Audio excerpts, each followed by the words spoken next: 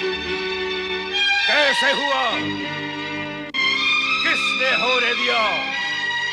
नहीं नहीं नहीं नहीं, ये अच्छा नहीं हुआ।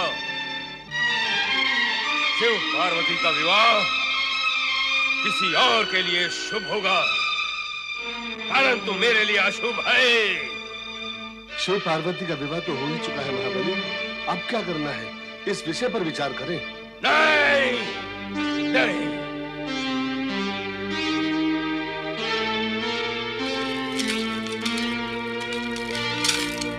अब चिंता करने से क्या होगा महाबली? तो मैं क्या करूं? नृत्य गायन करूं, जप तप करूं या उछल कूद करूं? क्या करूं? ये सब करने से क्या होगा? कुछ उपाय करो असुरराज। उपाय करो। उपाय तुम्हें क्यों नहीं कर लेते? उपाय करो। मैं तो केवल बता ही सकता हूँ, उपाय तो आपको ही करना होगा महाराज। तो बताओ ना फिर। शिव पार्वती का विवाह हो चुका है, पर देवी देवताओं को लौटने में समय लगेगा। यही अनुकूल और उचित समय है जब स्वर्ग पर आक्रमण करके उस पर अधिकार किया जा सकता है। हाँ। यदि अविलंब आक्रमण करोगे तो निश्चित सफलता मिलेगी। सेनापति, सेना तैयार करो, हम इसी समय स्वर्ग पर आक्रमण करेंगे। आक्रमण हो।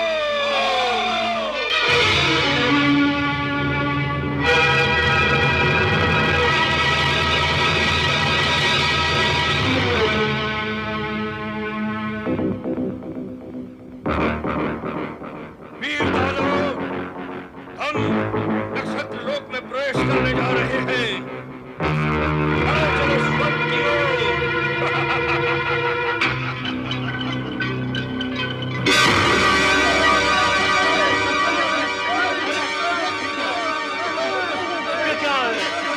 ये कैसा प्रकाश है?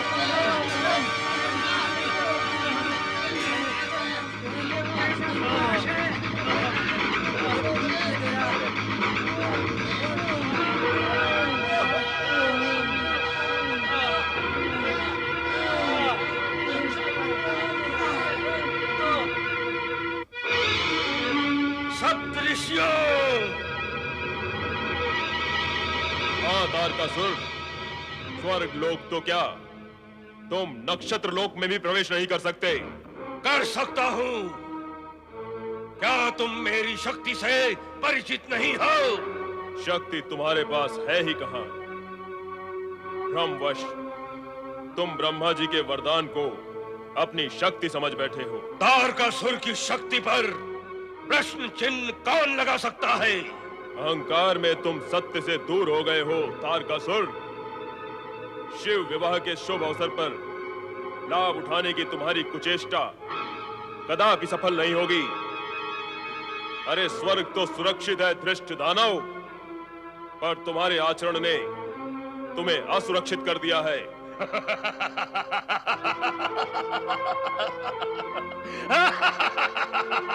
तुम्हारा ये अहंकार पूर्ण हास्य तुम्हारी विपदा का कारण बन जाएगा तारकासुर। तुम देवाधिदेव महादेव से टकराने का दुस्साहस कर रहे हो। अरे देवेश्वर को ज्ञात था कि तुम देवगण के विवाह में व्यस्त होने का लाभ अवश्य उठाओगे। तुम्हारे अवरोध की व्यवस्था पूर्व निश्चित है। मेरे मार्ग में आने वाले किसी भी अवरोध से टक्कर लेने का साहस मुझ में है। निर्बुद्धि, तू तुरंत चला जा यहां से, अन्यथा तू पृथ्वी लोक कभी नहीं पहुंच पाएगा। चला जाऊं? जिस प्रयोजन से मैं आया हूं उसे संपूर्ण किए बिना ही चला जाऊं? शिव पार्वती के विवाह को संपन्न करा के तुमने शिव पुत्र की उत्पत्ति को संभव बनाया है, अर्थात मेरे वध का आयोजन किया है तुमने। मैं भी तुम लोगों के विनाश का आयोजन करता हूं। वीर दानवों, टूट पड़ो इन मुट्ठी भर ऋषियों पर।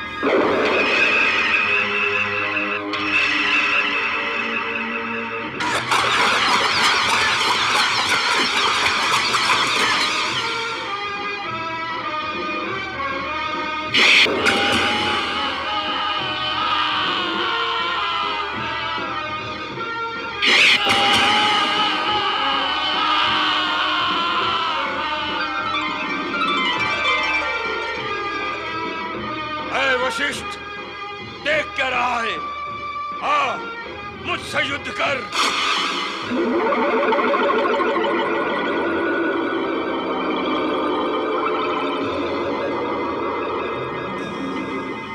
मूर्तिवत मंत्र से मैंने तुझे स्थिर कर दिया है।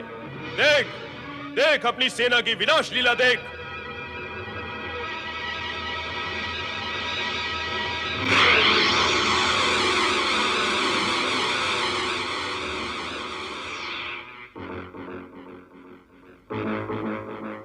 स्थिर मंत्र से मैं मुक्त करता हूं तुझे।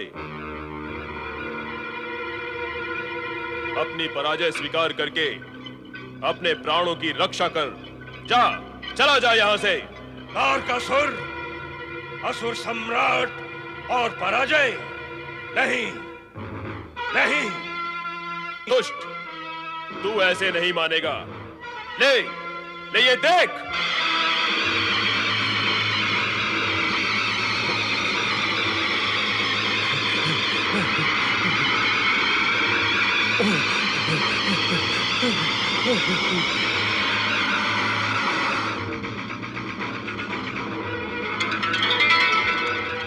ओम नमः शिवाय।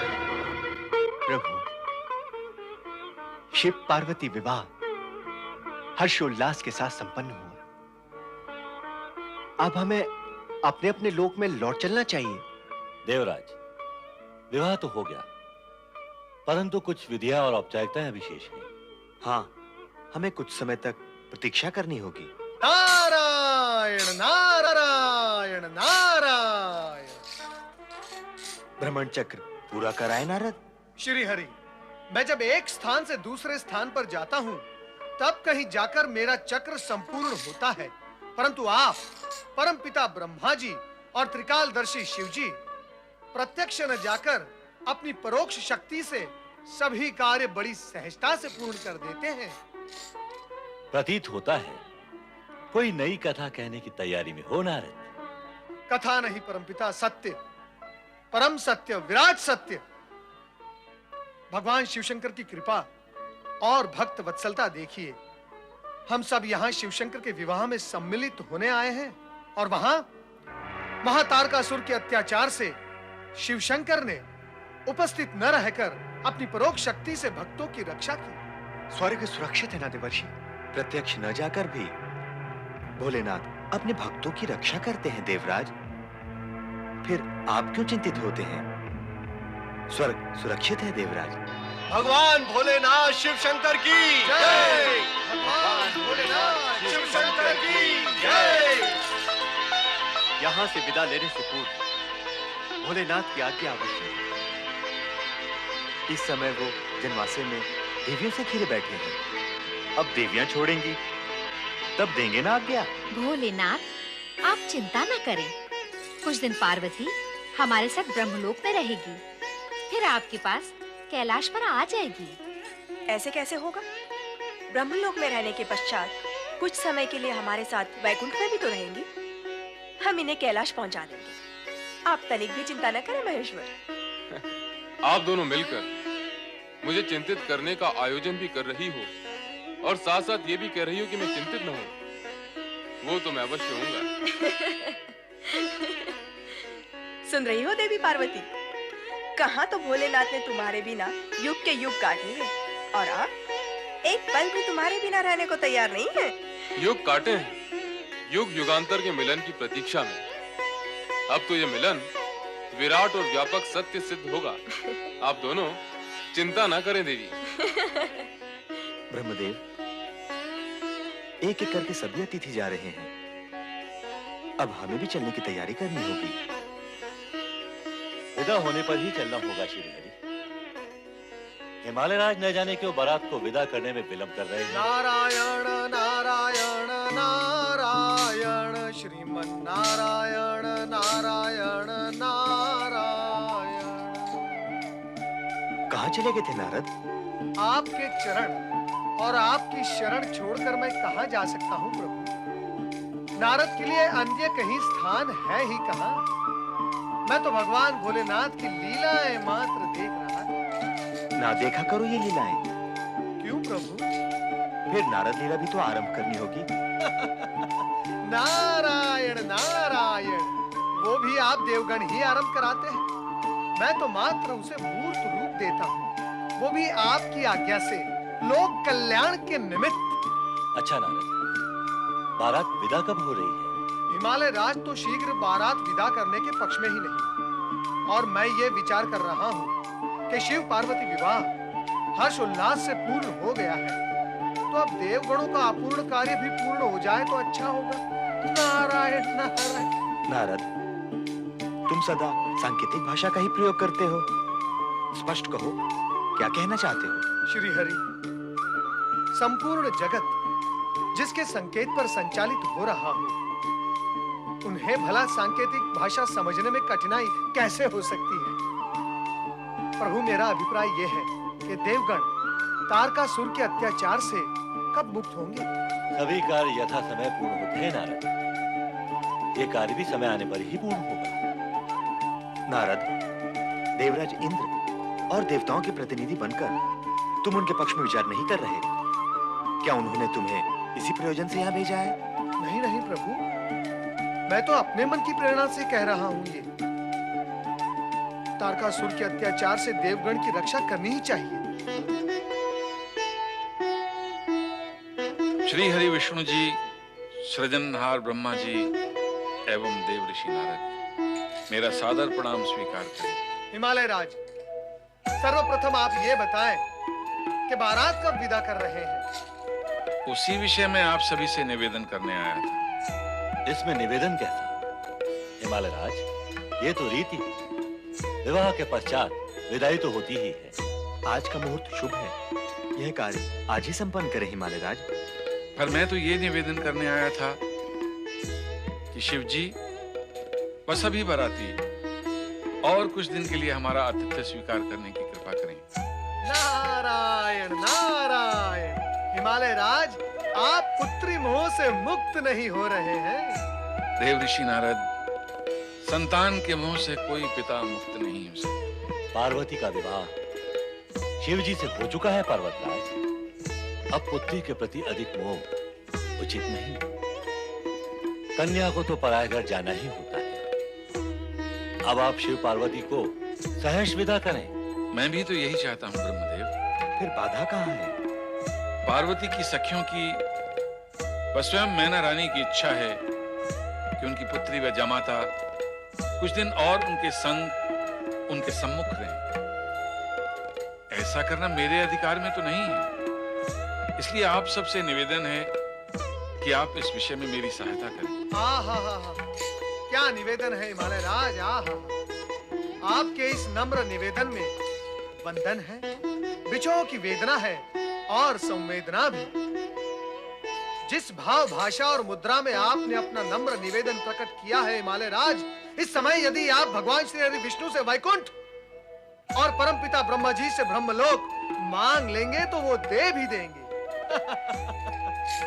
जिस सरल, सहज और सुबोध भाषा में आपने अपना निवेदन प्रकट किया है, उसे अस्वीकार करने की कठोरता भला कौन कर सकता है ना प्रभु? मैंने सत्य कहा ना परमपिता? नारायण, तुम अपने पिता पर भी अपनी लीला चलाने से चूकते नहीं हो। नारायण नारायण। परमपिता, आप भली भांति जानते हैं कि हम सब की लीलाएं शिव लीला के अधीन है।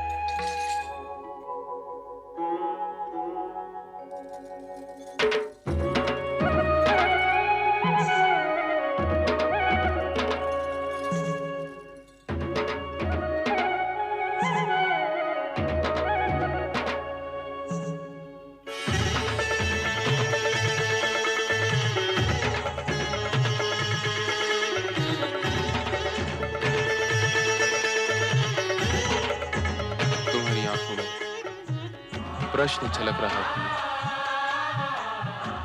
क्या तुम कुछ पूछना चाहती हो?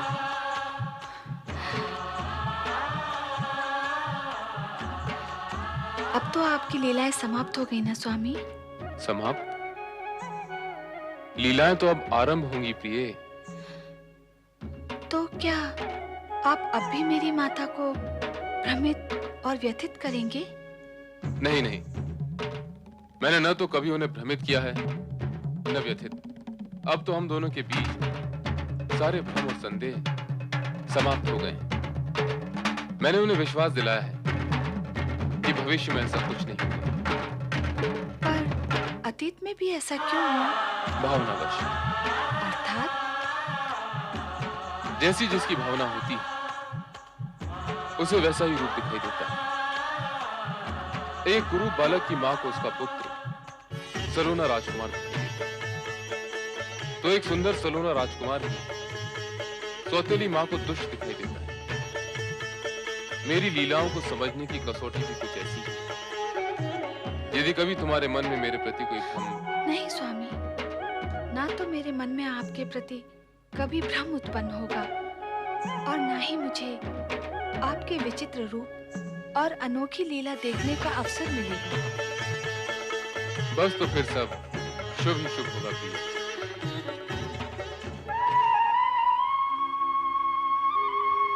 नारायण नारायण नारायण। देवराज इंद्र, आप और यहाँ? परंतु आप तो... अरे अरे अरे अरे अरे, आपकी पुकार पर मेरे श्री हरि विष्णु का नाम स्मरण अपूर्ण रह गया। उसे मैं पहले पूर्ण कर लूं। श्रीमन नारायण नारायण नारायण। अब बताएं, आप पुनः यहाँ? आना पड़ा, आपसे प्रार्थना करने के लिए आना पड़ा। कैसी प्रार्थना? यही कि शीघ्र ही कोई ऐसा उपाय बताएं जिससे ये बारात यहाँ से प्रस्थान करे और तारकासुर का अंत भी शीघ्र ही हो। नारायण नारायण। आपकी अधीरता श्री हरि विष्णु और परमपिता ब्रह्मदेव के सम्मुख मैं दूसरे शब्दों में प्रकट कर चुका हूँ। फिर क्या हुआ? क्या हुआ? हिमालय राज के निवेदन पर श्री हरि विष्णु और परमपिता ब्रह्मदेव कुछ समय और यहाँ रुकने की अनुमति दे चुके हैं। अब इस विषय में मैं आपकी सहायता नहीं कर सकता। देवर्षि, यदि आप ही हमें इस प्रकार असहाय छोड़ देंगे तो फिर हम किसकी सहायता पे विश्वास करें? आप परमपिता ब्रह्मदेव के पास जाइए, श्री हरि विष्णु के पास जाइए, या फिर शिव जी के पास जाइए। वो आपकी सहायता कर सकते हैं, मैं नहीं। वो क्यों सुनने और मानने लगे हमारी बात, जब आप ही हमारी बात नहीं सुन रहे हैं? देवर्षि, त्रिदेव तक जितनी पहुंच आपकी है उतनी अन्य किसी की नहीं है। नारायण नारायण। देवराज, आप मुझ पर अपनी लीला चला रहे हैं। मैं लीला नहीं चला रहा हूँ देवर्षि, मैं तो केवल आपसे प्रार्थना कर रहा हूँ। शीघ्र ही कोई ऐसा उपाय बताएं जिससे ये बारात यहाँ से प्रस्थान करे और तारका... देवर्षि, कल तक नन्ही सी बच्ची थी, आज कैलाशपति की पत्नी बन गई। अब ये हिमालय भवन छोड़कर कैलाश चली जाएगी। हाँ हाँ, हमारी महारानी अब अकेली रह जाएगी। मैना रानी, पुत्री का विवाह जगत के श्रेष्ठ वर श्री शिव भगवान से आनंद पूर्वक और निर्विघ्न संपन्न हुआ है। पुत्री का आयुष्य सुखमय है। तुम्हें तो इससे अति प्रसन्न होना चाहिए, पर तुम उदास हो, क्यों भला? पुत्री का वियोग ऐसा ही होता है देवी लक्ष्मी। जिस माँ की पुत्री सदा सदा के लिए अपने पति के घर जा रही हो, उसके हृदय की क्या दशा होती है, यह तो केवल माँ ही जान सकती है। पर ये तो होता आया है और होता ही रहेगा। कन्या को माता पिता का गृह त्याग कर पराये घर जाना ही पड़ता है। पुत्री का भावी जीवन सुखी हो, माता पिता के लिए यही सबसे बड़ा सुख है। दुख ना करो महारानी, हर्ष और उल्लास के साथ पुत्री को विदा करो। नारायण नारायण नारायण, श्रीमन नारायण नारायण नारायण। नारद, तुम यहाँ? क्या करता, मैना रानी का दुख मुझे यहाँ खींच लाया, परंतु आपके दुख का कारण क्या है? पुत्री का वियोग ही दुख का कारण है नारद। नारायण नारायण। मैना रानी, कहीं आप इस कारण तो दुखी नहीं कि भगवान शिवशंकर आपकी पुत्री के लिए अयोग्य वर हैं? नहीं देवऋषि, नहीं, कदापि नहीं। शिव जी तो संसार के श्रेष्ठ वर हैं। मेरी पुत्री पार्वती उनके साथ सदैव सुखी रहेगी। मेरे मन में उनके प्रति जो शंकाएं थी, उसी कारण मैं दुख पाती रही हूँ। पर अब सब कुशंकाएं समाप्त हो चुकी हैं देवऋषि। तो फिर तुम दुखी क्यों हो? प्रसन्नता पूर्वक अपनी पुत्री को विदा क्यों नहीं करती? तुम्हें पुत्री मोह है और तुम्हारी पुत्री भगवान शिवशंकर पर मोहित है। विवाह पश्चात तुम्हारे मोह का नहीं, इनके मोह का अधिक महत्व है। अतः मोह त्याग कर प्रसन्नता पूर्वक अपनी पुत्री को विदा करो।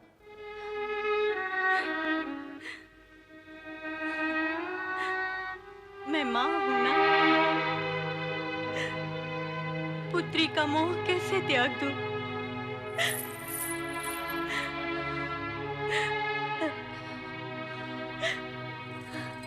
अपने हृदय के अंश को अलग करके विदा करना आसान ही है। मेरी पुत्री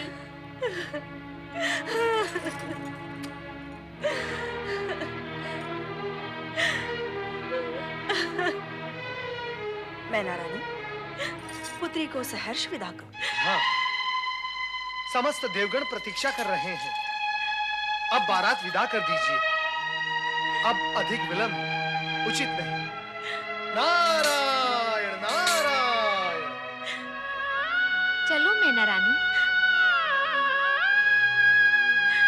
आओ पुत्री।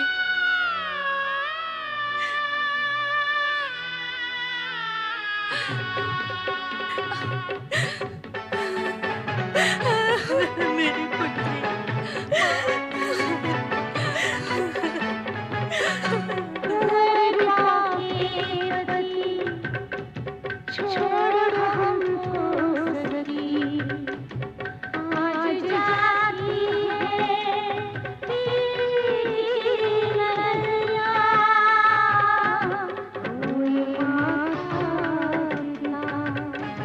संग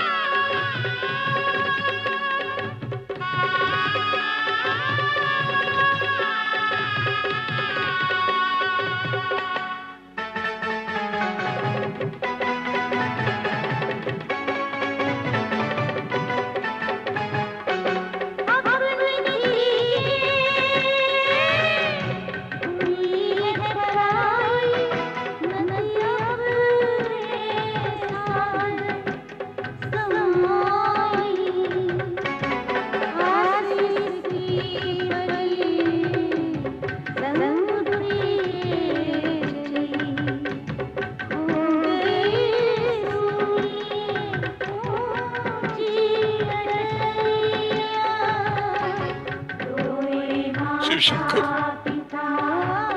आज से हम आपको अपना सर्वस्व सौंप रहे हैं। बड़े लाड प्यार से पली है मेरी बच्ची, उसका ध्यान रखना भोलेनाथ। आप तनिक भी चिंता ना करें, मैं पति धर्म का पालन करते हुए पार्वती के सुख दुख का सदा ध्यान रखूंगा। तो अब चलें भोलेश्वर? जैसी आपकी इच्छा।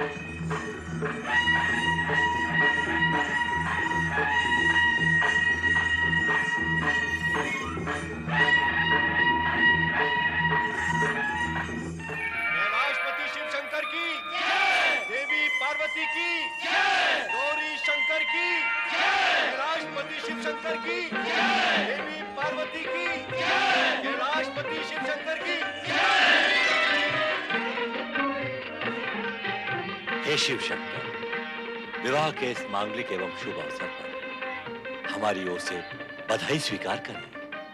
नवदंपति को अनेकानेक बधाई हो। शिव पार्वती दोनों को बधाइयाँ। अब कैलाश हरा भरा हो जाएगा। हाँ, गृहिणी से ही घर की शोभा होती है। और शोभा तो गृह प्रवेश कर चुकी है।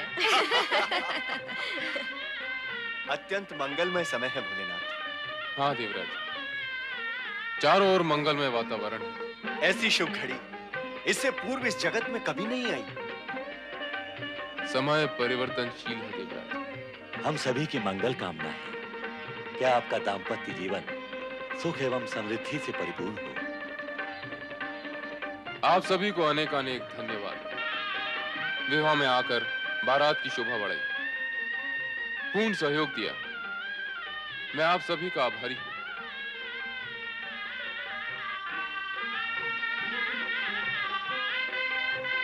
नारायण नारायण, धन्य है आप और आपकी लीला, धन्य है। संपूर्ण जगत का भार उठाने वाला आज स्वयं आभारी है।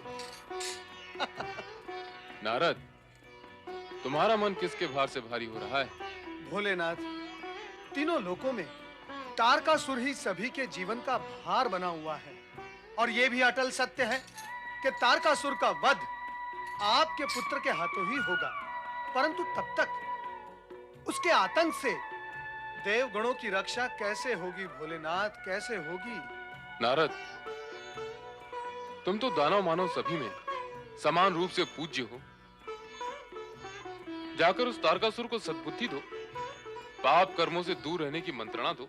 दुष्ट, अहंकारी और अभिमानी प्राणी सुबुद्धि से दूर भागते हैं और सुबुद्धि की मंत्रणा देने वाले को मारने के लिए उसके पीछे भागते हैं। चिंता करने की कोई आवश्यकता नहीं। उपाय करने में तुम चतुर हो। यदि फिर भी कार्य सिद्ध नहीं हुआ तो हम अन्य कोई उपाय करेंगे। हर हर, हर महादेव।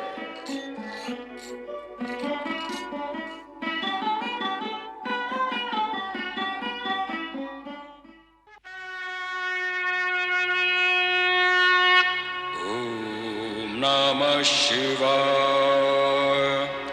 ओम नमः शिवाय।